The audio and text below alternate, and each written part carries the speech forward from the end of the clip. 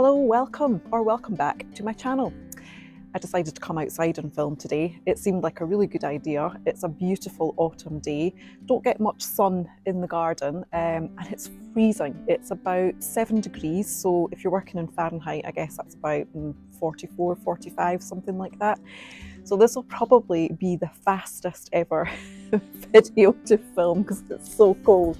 But it just seemed like an opportunity to get outside and enjoy the fresh air. And hey, it's November and Christmas is only, what, 7 weeks away, something like that. I haven't actually counted it, but it's next month now, so we need to be getting organised. So if you've just discovered this video, welcome. You probably want to jump back, hit the first couple and give them a watch and get your lists in order from then. But yeah, if not, then and you're along for the ride, how are you getting on? Are you ticking those things off your list? I have to confess that just before coming out to film this, I was on the phone to my butcher ordering my turkey. It still hadn't been done, but it has been done now. So all ordered, all paid for, all ready to be picked up day before Christmas Eve. So yeah, I've got that done. So that's the point. Everything doesn't have to be done exactly on time, but it gives you a list to work to, and it's really obvious when you've got something on that list left over from the week before that you haven't done yet. It's just a reminder to go and get it done. So yeah, I'm pretty well on track apart from that. So without further ado, let's get on to the first item on our to-do list for this coming week.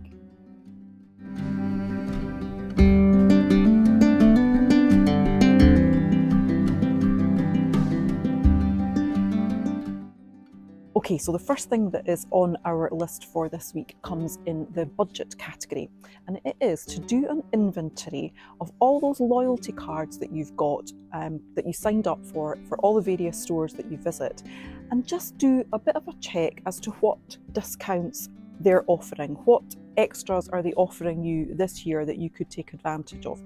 Here in the UK, for instance, the big ones probably that most of us have signed up for, the likes of the Boots app, the Marks and Spencer's app, these kind of things. So I know Boots does a lot of 3 for 2, they give you extra points, they give you various discounts of different brands and things. They have, you know, weekly offers. Marks and Spencer's will quite often email you a discount code for, or a discount on your card for 20% off clothing or 20% off home and gift, that type of thing. And if you're not signed up and paying attention, you're going to miss out on these discounts because they don't advertise them in store. Suddenly you go in and you think, why is it so busy in here today? And then you realise there's actually an offer running on the app or on the loyalty card that you hadn't checked. So do a bit of an inventory on all those cards that you've signed up for and make sure that you are making the most of the offers that they're sending you. It might be that if it's somewhere that does like a 3 for 2, you decide, right, I'm going to buy all of this batch of gifts from that store so that I can really make advantage and, you know, make the most of that 3 for 2 offer. Or you might decide that you're pretty sure that M&S is going to have a 20% off home and gift, which normally covers all their Christmas cards and Christmas paper. They normally do have one that comes up, so you decide, I'm going to keep checking and make sure that I know when that one comes up, and that's the weekend that I'm going to buy all my paper and tags, for example. But it really is about keeping on top of these offers, knowing what you've got in your wallet and how it's best going to serve you. And so, sticking with the budget theme, your next task this week is going to be to either have a good look at any cashback website that you already use, or just investigate the whole concept and see if you can make it work for you. So I use a site in the UK called Top Cashback. I don't know if it's a global site. There must be similar ones in the USA and elsewhere around the world.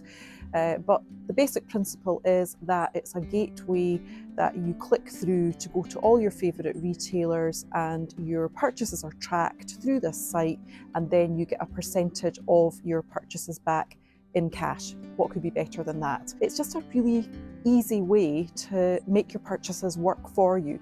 So if it's not something that you already do, then this week I want you to investigate it, because each time you make a purchase online, you could be getting an extra benefit from it.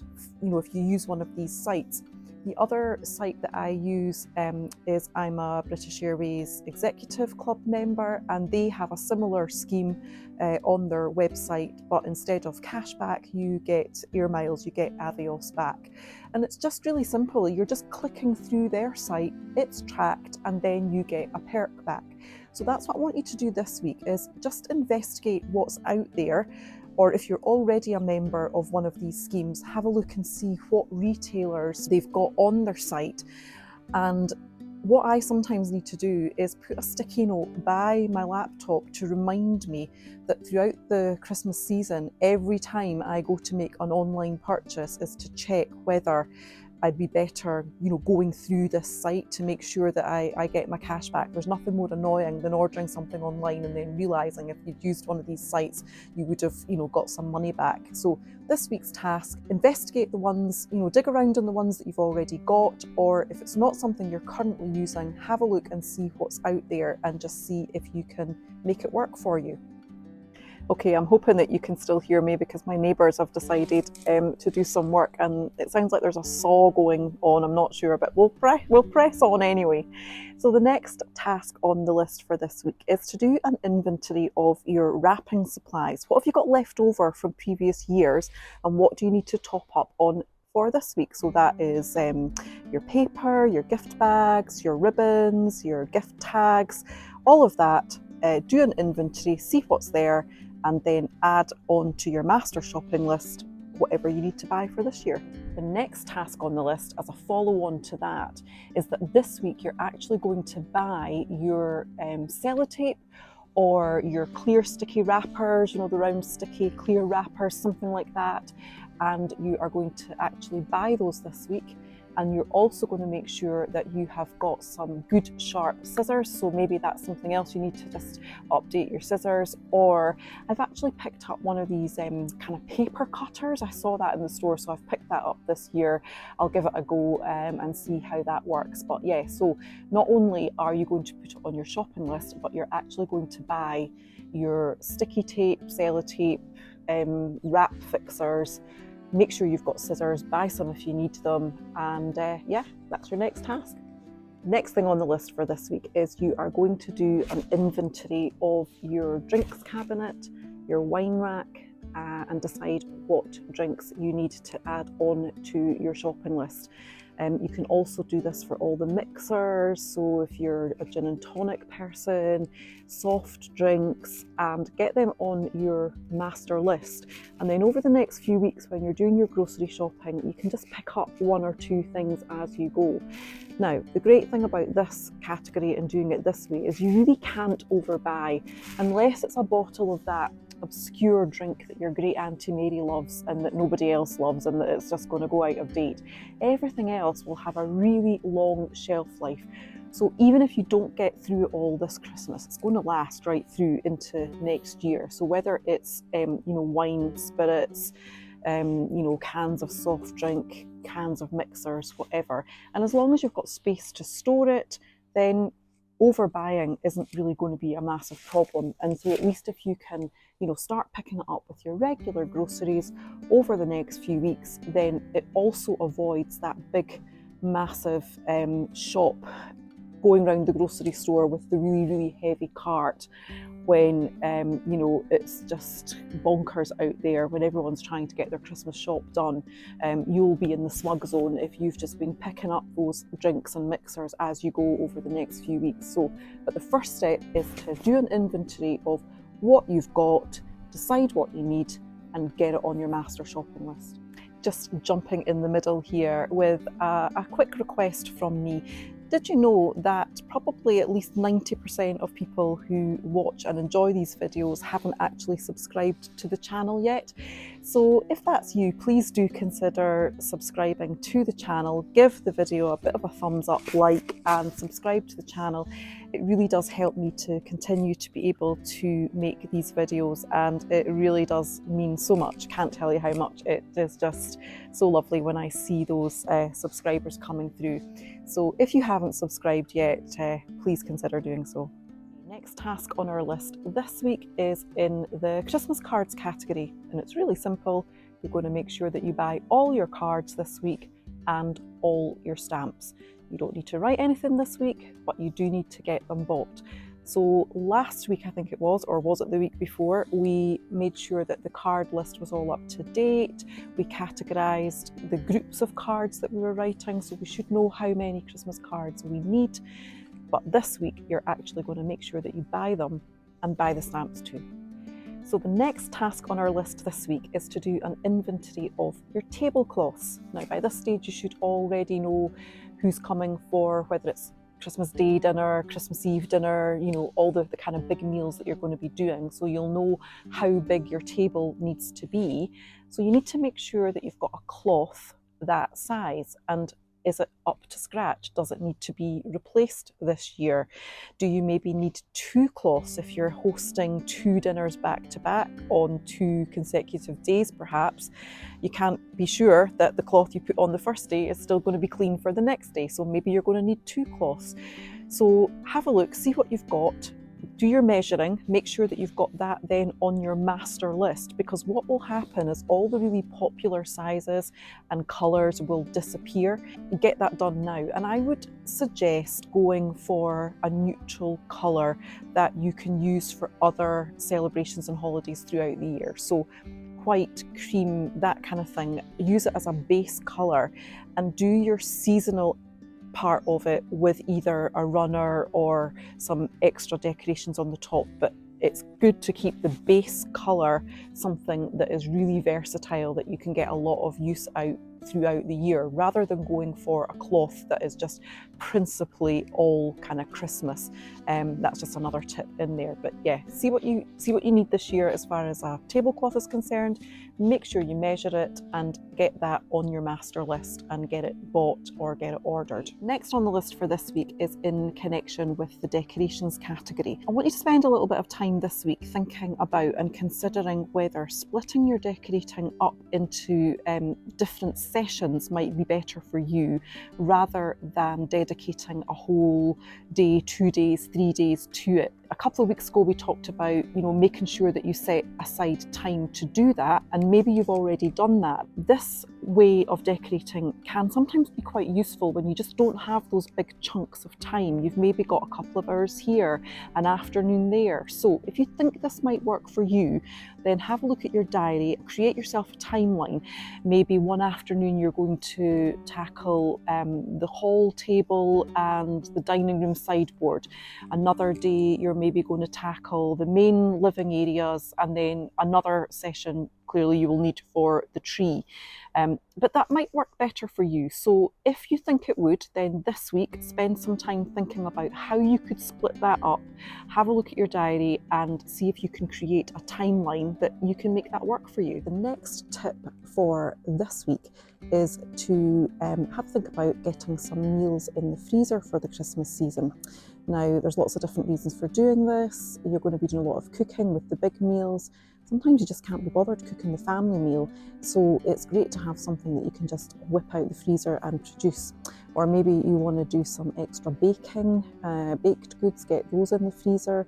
Or maybe you'll get an unexpected invitation to somebody, and so if it's all kind of fresh meals that you're cooking on the day, then potentially that might go to waste if you're not going to be around to have it. So it's good to have some things in the freezer that you can just whip out.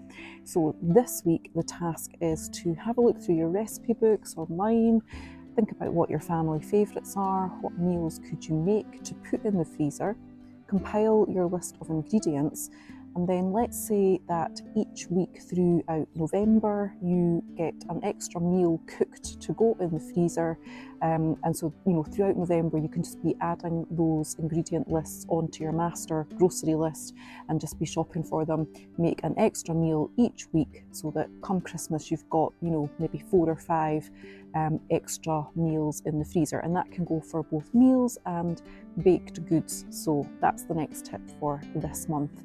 Decide what you want to do ahead that's going to go in the freezer and plan when you're going to do it throughout November. Next on the list for this week is in the clothing category, and what I want you to do is to go into that category in your planner, get your diary out and jot down all the events that you know of so far that you are going to have to think about an outfit for.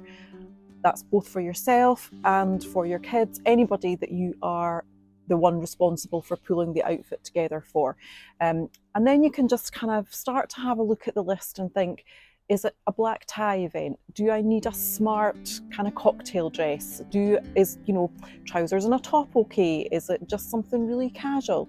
Just so that you can start having that in your head. And then when you're out and about in the shops and you see something, you think, oh, I need a dress for XYZ, and it just kind of starts to put it on your radar.